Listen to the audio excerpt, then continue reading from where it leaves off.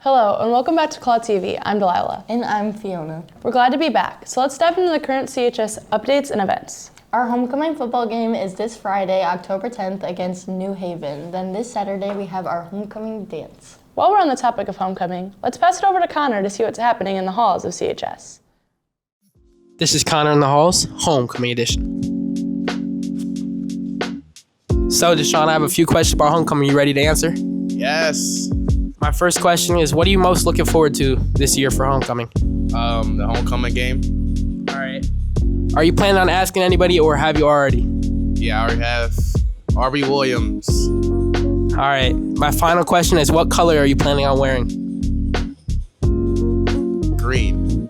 All right, have a good one. So, Dylan, what are you most looking forward to for homecoming?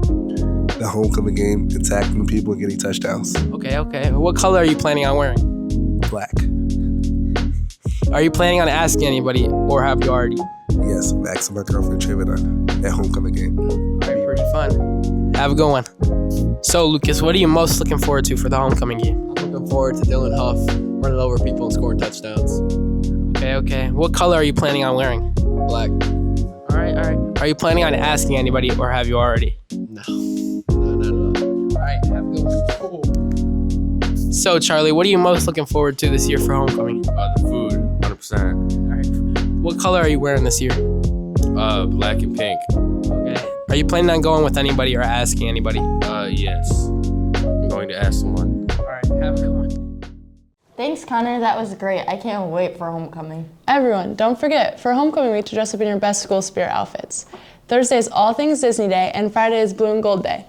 Also, students, a huge reminder to purchase your homecoming tickets. Now we're headed over to Jackson, who interviewed Oliver Buckler, an athlete on our CHS soccer team. My name is Jackson Hine. I'm here with senior varsity boys soccer player Oliver Buckler. Going to ask him a few questions today. So Oliver, what inspired you to start playing soccer? So really, I started when I was around 4 years old, and I didn't really have much say back then. So I think my mom got me to start enjoying soccer. And, being a senior, what are some of your favorite memories throughout your high school career? One of my favorite memories is scoring my first goal, and it was a very exciting moment for me and the team. They all hyped me up, and it was very memorable. And coming off 3 straight losses to 3 tough teams, how are you guys going to bounce back to finish out the season strong? I think we're going to come together, we're going to practice hard, and we're going to beat Warren Mott. And, this is your last time playing soccer for now. So what are you going to miss most about this? Probably all the underclassmen that are fun to play with. They're funny, and I'm going to miss them. That's truly beautiful, truly. This was Oliver and Jackson. Thank you. Back to you guys. Thanks, Jackson. Speaking of sports, J&T have some interesting updates and current events that have been happening with Michigan sports. I'm Jay. I'm T. This is the Michigan Sports segment.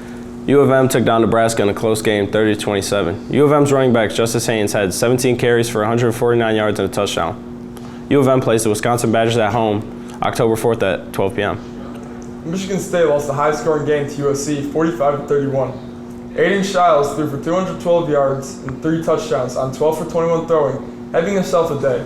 The ground game was a little lackluster for the Spartans, but the receiving corps ramps it up as Amari Kelly racks up 133 yards on 6 receptions, averaging 22 yards a catch with the touchdown. Sparty travels to Nebraska on the 4th of October at 4 p.m. to get a big bounce-back conference win. The Lions defeated the Browns 34-10. Jared Goff threw for 168 yards and 2 touchdowns. The Lions take on the Cincinnati Bengals at 4:25 p.m. this Sunday.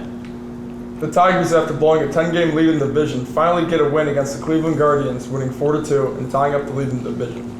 The Tigers have a first-round playoff series against the Cleveland Guardians as they clinch the 6th seed in the playoffs. The Red Wings started their 2025 preseason run, getting a win against the Blackhawks 3-2 and the Buffalo Sabres 5-0. The Red Wings are starting 2-0, looking to have a good season after just missing out on the playoffs last year. The Red Wings play the Pittsburgh Penguins at 7 p.m. tonight. The Pistons start their preseason on October 6th, taking on the Memphis Grizzlies.